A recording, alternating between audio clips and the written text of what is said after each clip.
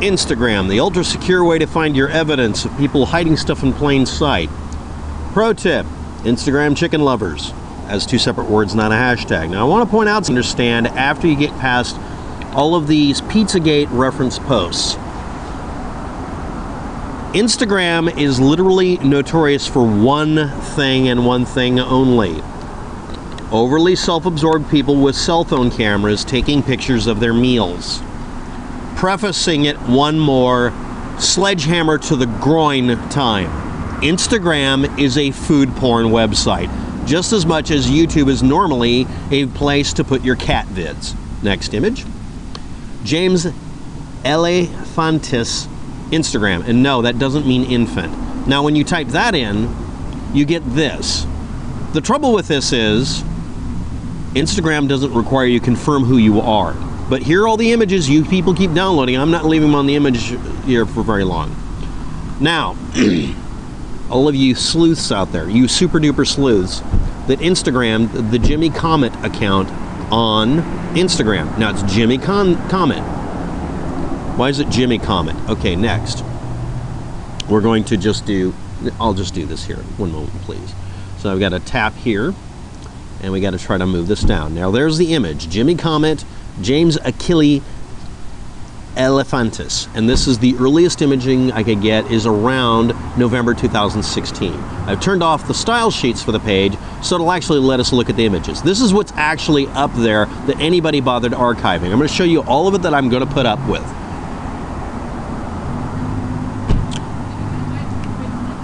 If you're curious, that's a form of cloth art. Someone will immediately start saying it's a handkerchief or something.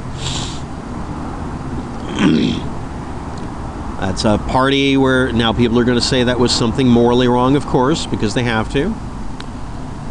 I need this outfit when police come and tell me my rich husband died in mysterious circumstances. And it's this flowing thing. This is a reference. Well, I'm not going to give you the information about it. Okay, next. Obviously Nazi salute here, or it could be choir. More food on Instagram. Gee, how'd that happen?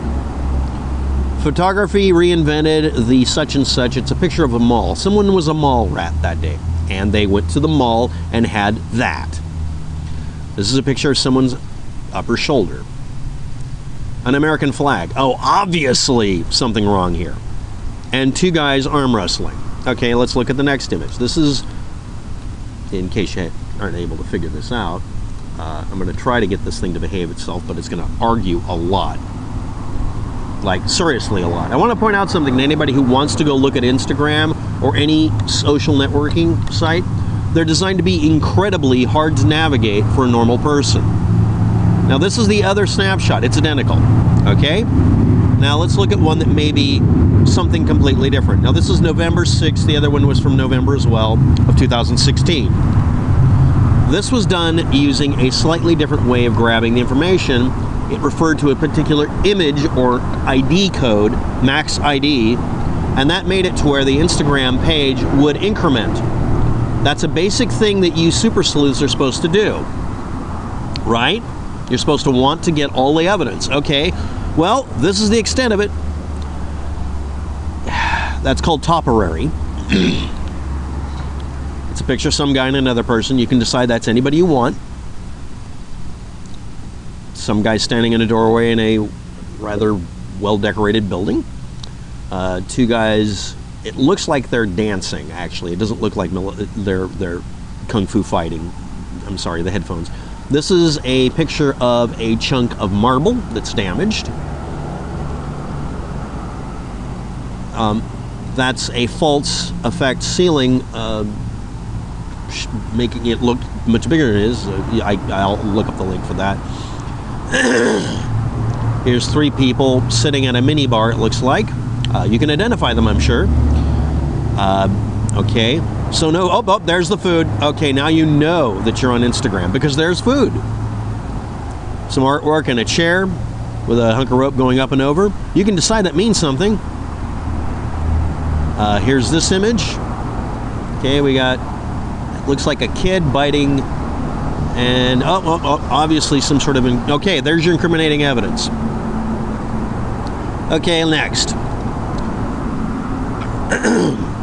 Instagram jimmycomet James Achilles alefantis. Persons of interest, and this is what you get when you try to look this up without bias. And you find people, oh, we have archives of all those images. Remember? All of these images, they're all archived. Really? You archived them? Okay, I believe you. I'm going to say that those were archived. So why didn't you archive them this way so that we would be able to go up here, scroll down, and then hover over the jimmycomet name and James Achilles names when the style sheet's back on, so we could confirm who it is.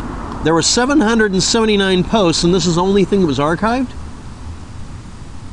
Super sleuths you are not. Okay, let's go back here. How to get the rest of them you're looking for. Now, obviously, these are going to be set private, but they're still archived. Some of them will even come up as archives on Google. You have to grab that URL, instagram.com/p/string of characters, !, taken by jimmycomet. And you will be able to grab that and maybe do what I did here, which is bringing up one image that actually matches with those archives. It's the only one I can find. The taken by jimmycomet tells you whether it was done by jimmycomet. And this says jimmycomet, pretty cool, and it's a picture of Comet Ping Pong. That's it. That's the only one. Okay, let's assume he's a fan of it. Okay, now let's do this. How many of you know what this image is? That's Barack Obama playing table tennis. Oh, he's obviously at Comet Ping Pong. No, this is on the jimmycomet page, and he says it was the White House Christmas party. That's at the White House, by the way. Okay, let's try this image. Can you debunk this? It's obviously symbolic. Now, if you're going to apply this to everybody you don't like, you have to apply it to the people you do like and see if it still holds water. And you might want to consider whether or not you're throwing rocks in a glass house. But anyway, here we go. Pizzagate, the Encyclopedia Dramatica page. And it's actually quite informative. It gives you all sorts of interesting insights. Here's the Wikipedia page with the debunking page. It actually gets to a set of points that are confirmable, and there are links. And I'd like to point out that alefantis, we love alefantis, refers to a specific human being living in Washington, D.C. who helped lay it out. It is not a code word for infant. If you don't like that, I don't care. That's actually where the word comes from, and actually it's part of the person's name. Now we're going to go on to my little text file. The cult of Antinous, the James alefantis in the room, James Achilles alefantis, and of course David Brock. Now I'm going to read this to you. You can read this too. I'm going to include it in the description below. Truthers decided that James alefantis is the Instagram account called jimmycomet. That's its actual name, is jimmycomet. It's not named alefantis.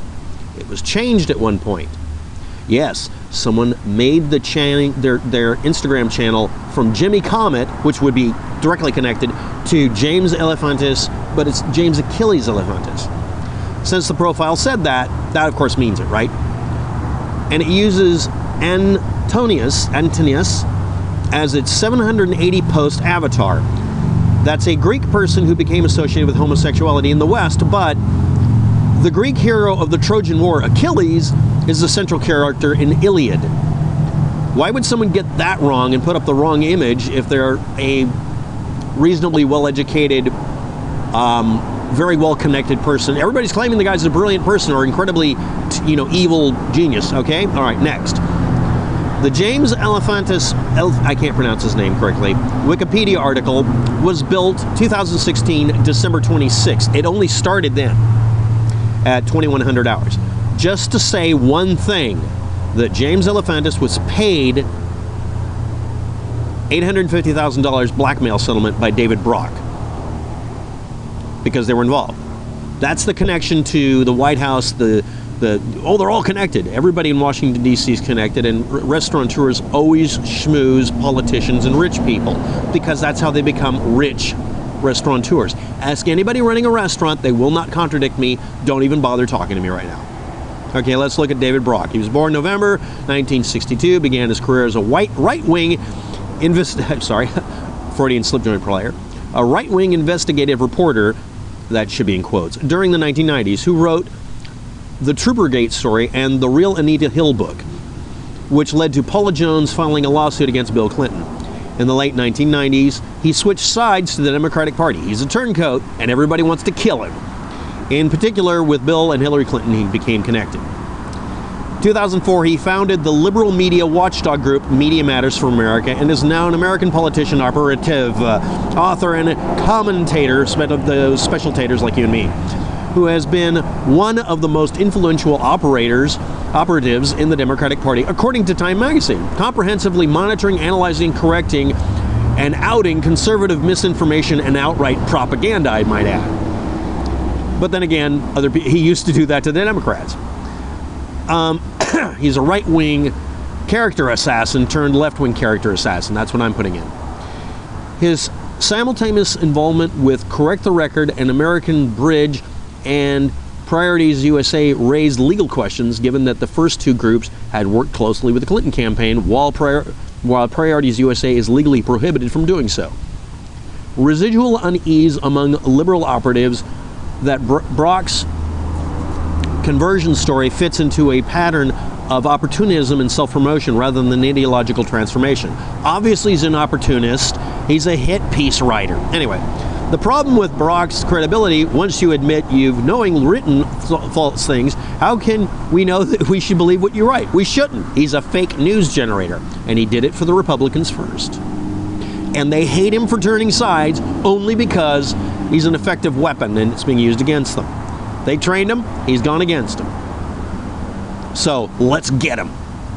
So let's look for anybody he's involved with, and here we are. Now, I'm not saying that this Pizzagate thing was invented to take him down. I'm just saying that if you're going to go through this stuff and tell me all this stuff, at least do the following basic stuff. Anyway, the invention of the Bernie Bro controversy and Brock's January 2017 open letter apologizing for creating the Bernie Bro meme to Sanders and his voters, motivated by the desire to raise money. He's still a slimy bag. Okay? Let's just say he's a slime bag and be done with it, right? Okay. And apparently he had a relationship with James Alefantis.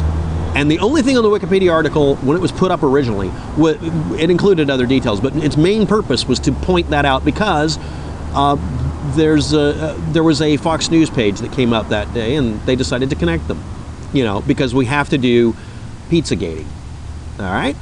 That's actually what it was. That's why the Wikipedia article's there. It wasn't put there because anybody gave a damn about him. Now let's review. The Instagram account called jimmycomet, which has a name changed to James Achilles Alefantis, in my opinion, because it got Achilles confused with someone else. I don't think it's his account. Number one. Number two, it was probably named Achilles. Next, we're going to review again what you can actually find on the Instagram account by looking up its archives. Instagram is notorious for food. This is supposed to be the account of a gay person, okay?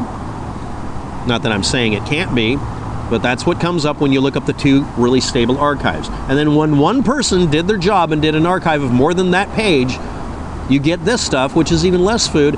Well, okay, some food. And some things that might seem like they're associated with the person. Who are these three people? As I'm sure somebody on Reddit has done it. They're just such good investigators. The trouble is, none of them went to the trouble of actually archiving the rest of it. And when you look up an archive of his images, you also find that about half of these are static images from somebody else's accounts and have nothing to do with him. So let's review. This is an actual archive, and the other stuff isn't, because nobody bothered archiving it. You can't call it an archive when you don't run an archive. So if someone wants to bring up some sort of proof positive, we have to exclude the now falsifiable evidence here, because it's not evidence and it's been falsified. I'm sorry, but you're going to have to accept that. If you want to look for images on Instagram of people using food porn, you're going to find food porn, because that's what Instagram's about. But I'd like to point out that this is kind of a joke about Teenage Mutant Ninja Turtles being a pizza party versus the Democratic Party. Some of you are not thinking slowly enough and slowing down here. That is an indication of a Republican making fun of the Democratic Party. I'd rather have pizza than vote Democrat. Right? Okay, anyway, now that we're done with that, if you want to point out an archive set that's better, post it below. Only the archives. Don't give me your random rants.